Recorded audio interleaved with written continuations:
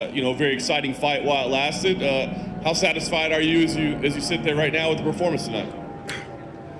You never want to get a win that way, but what happened was a result of checking a kick. I'm more than sure of it. And he got what he had coming to him, man. Karma's a mirror. And I busted my ass for so long to put myself in this position. I doubled down on myself after beating him in January when they offered me a title shot. I doubled down on myself and it paid off. Nice.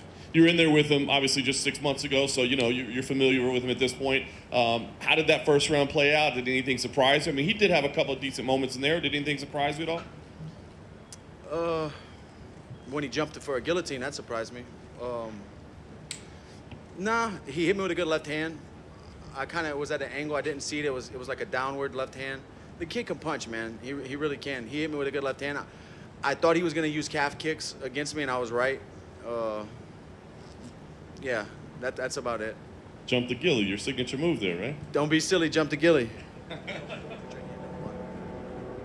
It did look a little bit in there. I was trying to figure out. It looked like you were complaining a little bit to Herb Dean. Oh, that's why I let him up. That's why I let him up at the end of the, I don't know.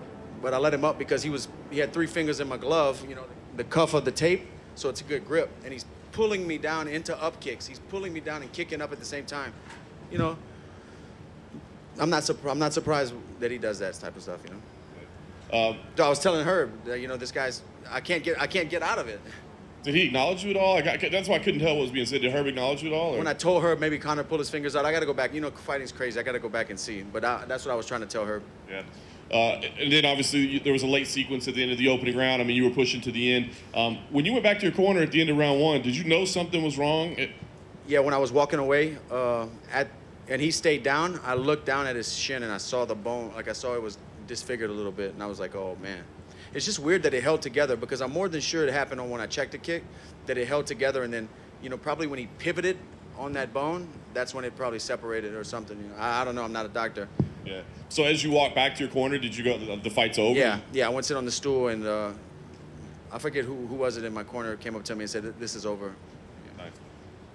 Like you said, it's not the way you want a fight to end, right? But I do wonder, I mean, he said you were going to be leaving on a stretcher. He ends up leaving on a stretcher. I mean, do you take any satisfaction in that? Listen, Conor said some nasty stuff that didn't make it on Embedded, and maybe when this behind the scenes for this fight airs, you'll see him on the ground still saying some real bad stuff. But even that stuff being said, I don't wish, serious harm like that on nobody. The guy's got kids. I want him to go home safe to his family. I pray before these fights. Every time before I walk through the octagon door, I'm praying that not for me to win. I'm praying that we both get out of this safe because, I know what I'm going to try to do to him. I know what he's going to try to do to me, He said afterwards the rivalry's not over. Dana White was here earlier, and Dana said, obviously you're going to fight for the title next, but at some point you do the rematch down the line. Do you feel like the rivalry is over? Or do you feel like... No, we are going to fight again, whether it's in the octagon or on the sidewalk. You don't say the stuff he said, The things that he did say, especially afterwards, you're saying about your wife and that sort of thing? Nah, my wife's solid as a rock. I'm not worried about that. That's noise. He was saying that he was going to kill me. You don't say stuff like that. That he was going to murder me. You don't say stuff like that, You don't say stuff about people's wives either, but I know that's I know that's zero chance. But there is a chance, somebody could die. And you don't say that. You don't wish that on anybody, man. Last thing for me, as I said, I mean, you're fighting for the world title next. I mean, I know it's going to be a big moment for you. Early, I'm sure you want to go rest a little bit. I just want to know how much Chad Ochocinco lost tonight. Yeah, you bet on Conor? Okay. I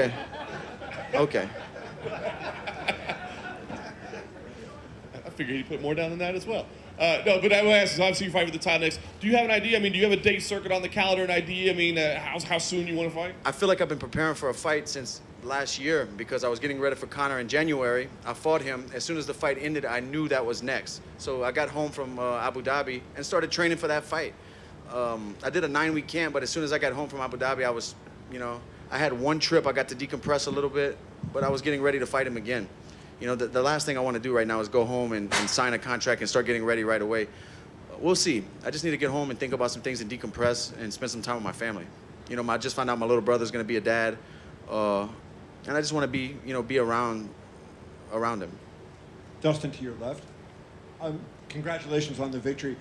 I know the win means a lot to you, but are you most proud of the fact that you maintained your dignity and you didn't kind of stoop to those kind of things? It would have been easy when the crowd was going crazy at the press conference and all throughout the week. You did not do that. Is that what makes you proud of your performance this week? I'm proud of the performance, but I am proud at maintaining the mindset through all the craziness, all the talk, all the noise that's surrounding me when coming into these fights. And it doesn't start just here on fight week. It starts months away on social media. In the last month I got off of social media and just let my agency post, and they would send me a picture, I would tell them a caption, they would do it all, and I wouldn't have to get on, because there's just so much negativity and so much toxicity on that, man. I don't need that around me, dude. I'm trying to be a light. I'm trying to help people. Look, my goal is to provide for my family, and with these same hands that I beat these guys down with, lift my city up, lift people in need up, and just be a beacon of light and a voice for people whose voice isn't heard. And I feel like I'm doing that, and I'm happy.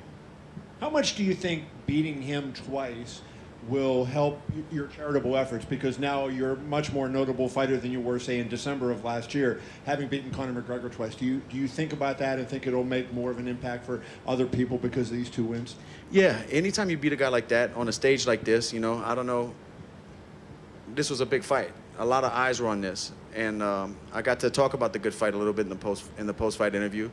But not only in the post-fight interview, my career, my star gets bigger. More people are Googling, and I'm reaching more people.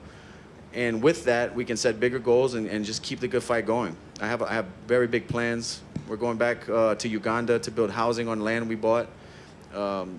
With the overflow money after we built the water wells during the Khabib fight, me, Manny Pacquiao, Justin Wren are all coming together with our nonprofits, and we're going there.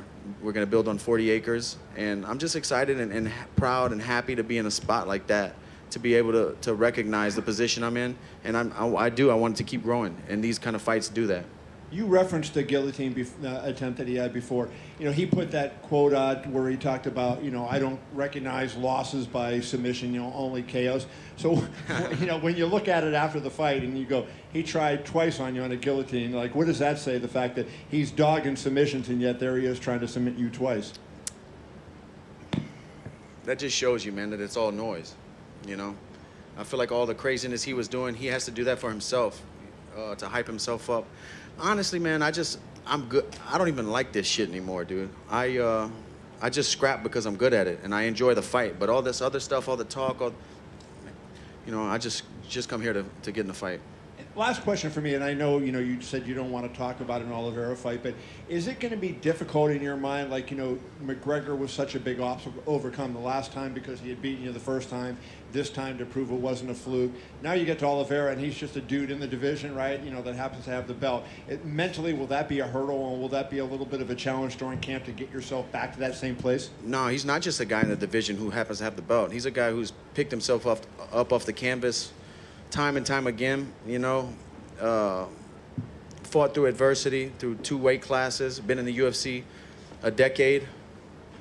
He's not just a guy with a belt, he's earned every ounce of gold he has around his waist, and I have nothing but respect for guys like that. I don't know him personally, but his work history, I can't hate on anything he's done. The guy, it's incredible. That's tougher to do than, I think, to go undefeated, because you never learn things about yourself. You learn so much about things about yourself in those losses, and of climbing back up to the top and getting motivated again. That's when you find out you're a real fighter. I'm not saying that these undefeated guys aren't, but I'm just saying I have respect for somebody like that who's climbed back up and won a world championship.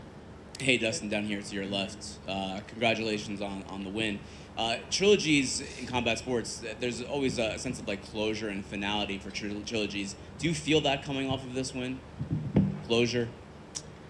It sucks, man, because I was gonna beat the guy if his leg would have held up. I don't know. I'm not sure yet. I need to digest it all, because right now it kind of feels weird that I have a lot of fights, and there's always been a definite end to my, well, besides the first Eddie Alvarez fight was kind of gray area, but it's not a good feeling, you know. I won, and I feel like what happened was because something I did, but it's not like I went out there and submitted him or put him away. There's going to be so many voices and so many opinions saying, "Oh, you didn't win." You know, I know that. I know the MMA fans. I know the MMA game, but I'm going back home to my family, and you guys here can check my record tomorrow, and it's a win. I want to get your reaction on you know, some of the, I guess, the mixed reaction from the crowd tonight when you came out, you know, after the finish. You know, you're a guy who tries really hard to do everything right. You have a charity, you're a family man, and you know they're cheering someone like Conor, you know, over you. Even with all the things that he said, you know, some things that, like you said, were maybe crossed the line. I mean, the fans' reaction. How does that make you feel? Man, fans, you know, I appreciate them. I appreciate them filling up the seats, and they're going to root for who they're going to root for. Like I said, it's noise. You know, I don't really overthink that stuff anymore. It's just noise. Thank you for buying the ticket. Dustin, over here on your right. First of all, congratulations on getting the win. In the post-fight press conference in the cage, you referenced you brought somebody out to the fight tonight.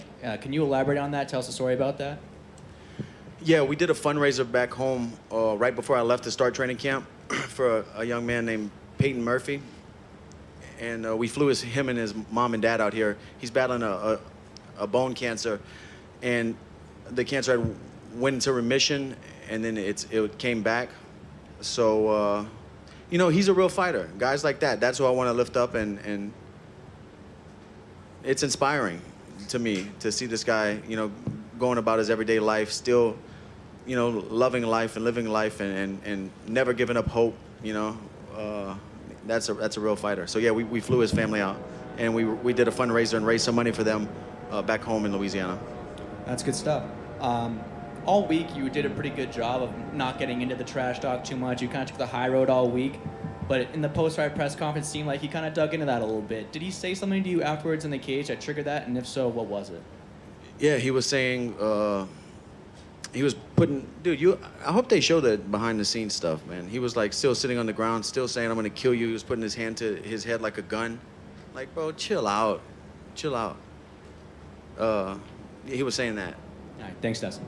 Dustin, right here, in the front. Dustin, a lot of the times when you have a champion leave, you know, the next guy coming in, there's like, well, you're great, but you didn't beat the man to become the man. You've now had 2 fantastic performances against Conor McGregor. Charles is on a great win streak. Can you talk about just how you guys, you know, this is a new era in the lightweight division, and both you and Charles, even though you're not going to get that Khabib fight again, you guys are now running the show at 155. That's anything, man. That's not only sports, business, everything. You know, the next generation comes up. There's new contenders. There's new hungry guys who's putting in work, and the game's not only that, the game's always evolving. So you have these young kids now who have been training mixed martial arts since they were 12 years old, you know, now they're 18 and start fighting, and it's just a different landscape for mixed martial arts because it's such a new sport. Fans talk about, you know, rivalry, and, you know, the media gets into it, a lot of storylines get into it. When you think of Conor, you know, take yourself out of it in the competition, do you see it like this is a rival, or is this just, you know what, this is a guy I just happened to be scheduled to compete against? Like, how do you see him, you know, in the story of your career? Yeah, I'm trying my best to not take it personal, but like I'm saying, man, I know I'm making it seem like a big deal talking about this over and over again, but you don't say that type of shit to people. You don't say you're gonna kill somebody. You know, that I don't take that lightly, man.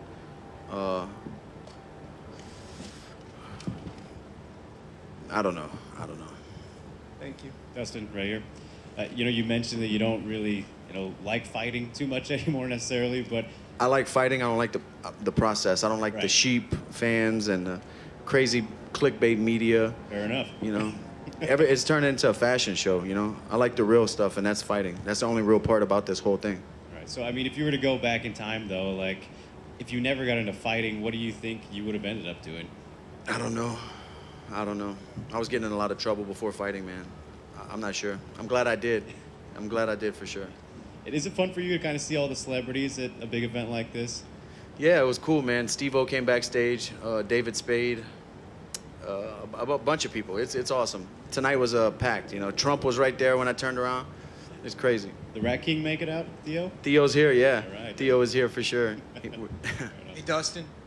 Dustin, congrats on the victory. Right over here. Let's say you beat Oliveira and you become the lightweight champion. In your eyes, does Conor McGregor need to win a fight to get a title shot against you? Bro, Conor McGregor is 1-3 or 1-4 in the lightweight division. Yeah, he has to win some fights. But like I said before, a guy like that goes out there and starches somebody, he's right back in the top contender talk, you know, just because of his star power. But Dustin over here. the guy with real questions at the press conference. Thank you, sir. All stories have heroes and villains, the good guys and the bad guys. You work with kids. You inspire, you motivate, you change lives.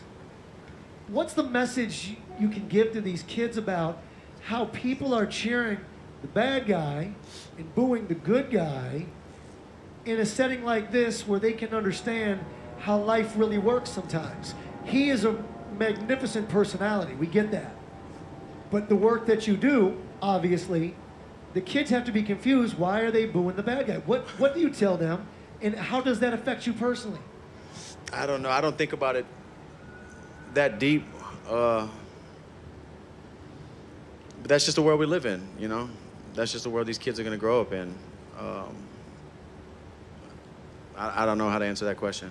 Does it, you know, when he is being cheered, and listen, this crowd is chanting USA for every other American fighter other than you. Doesn't affect you in any capacity? I definitely would rather them be cheering for me, but like I'm pretty solid mentally now. I just don't care about that stuff. It doesn't really bother me, you know, because they can't get in there and fight for him. Dustin, over here to your far right. So one of the things you were kind of hinting at was all the noise he was making, all the trash he was talking. A lot of people were thinking both of you guys were equally as confident going into this fight, but I wonder if you kind of feel that maybe he wasn't that confident going into this fight. Yeah, I think he was overcompensating for that mental space where he's asking himself at night, you know, am I still that guy? Yeah.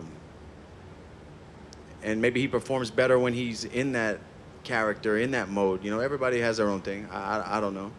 Would it make you feel any better or worse knowing it was all kind of a put on to try to get into your head because he didn't feel he had much of a chance? No, you know, I don't hate the guy, but you just don't say stuff like that. Yeah, you know, absolutely. You don't say stuff like that. Last question for me. How does he rate among the best opponents you've faced? He's an incredible athlete. His timing is great.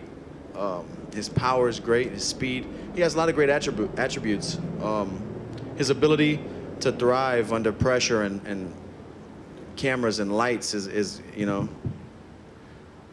amazing as well.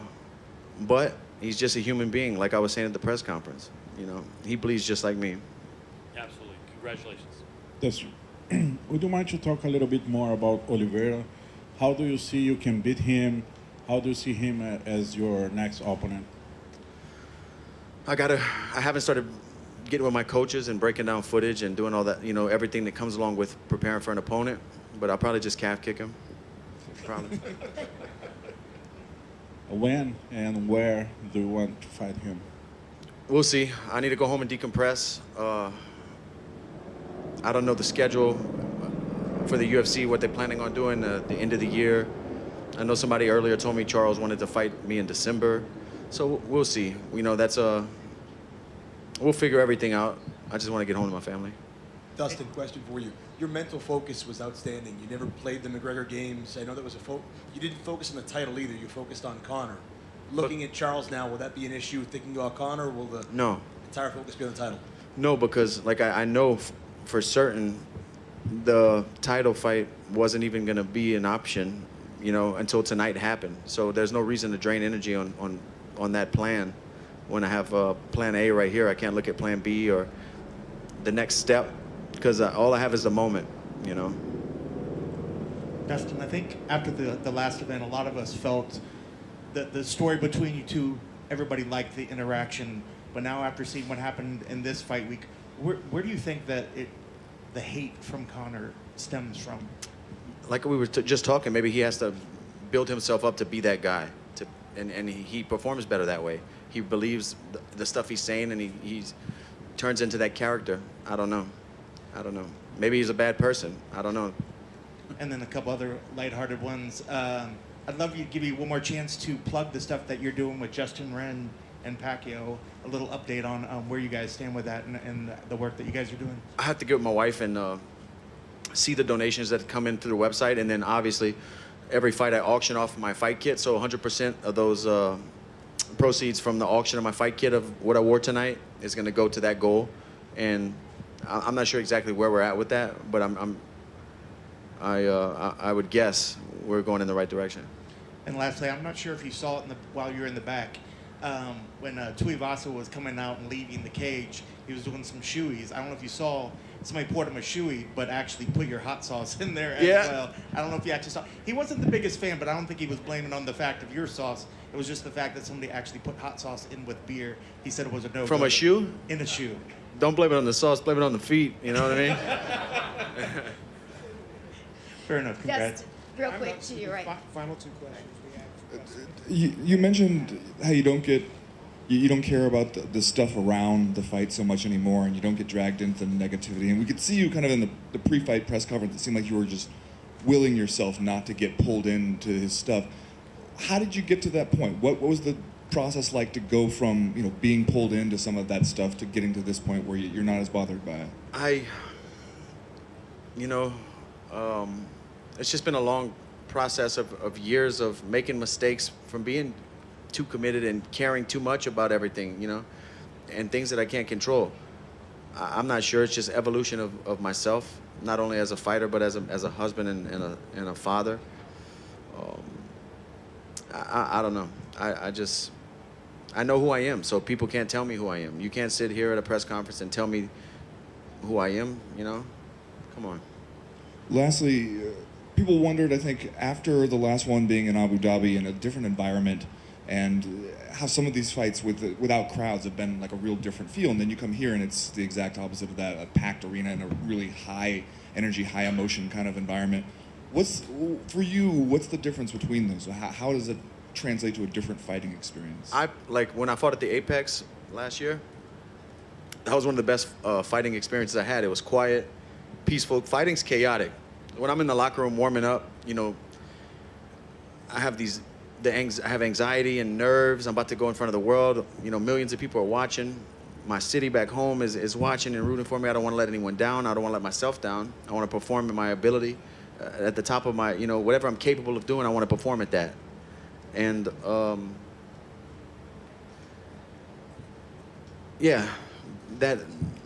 like, I'm just, over time, I've got acquainted with those feelings. So when I'm in the locker room warming up, I'm like, here we go again, and I've learned that those feelings are what keep you alive, what keep you able to react in the moment at a higher speed and be on your game.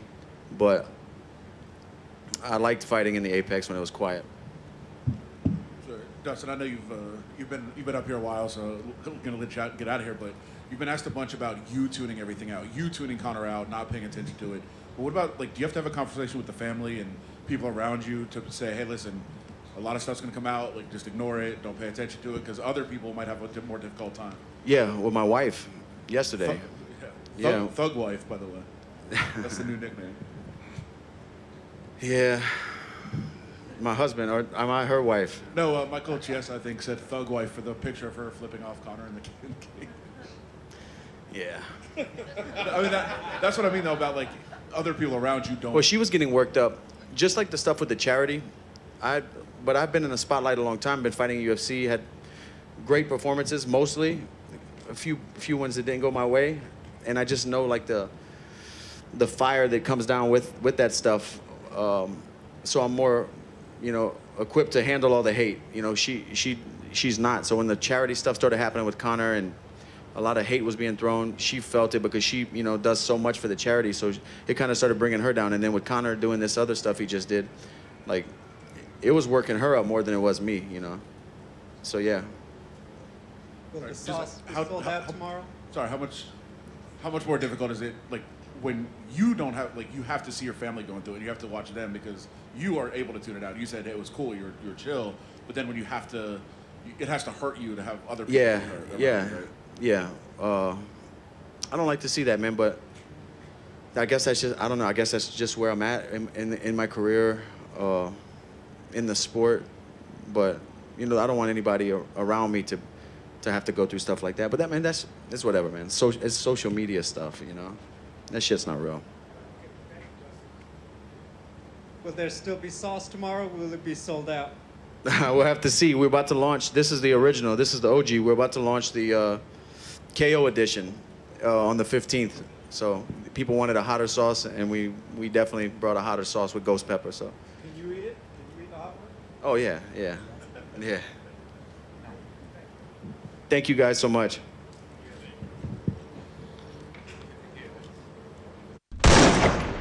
Disiptin oraya kaçmayın, or beri kızlar yaptı bu şey.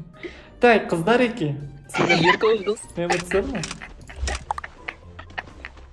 Hee, bana ordini öyle şey. Niye emotsan beri bileyim ha, tanıyım ha. Tak kill beri. Бар. Что там, девушка? У тебя есть такая эмоция? Нету. Вода вообще джок. Именно малайки ловятся. Демей отыр, нету дейма. Так, бұл қызда қай эмоцияны көрсетсек болады достар.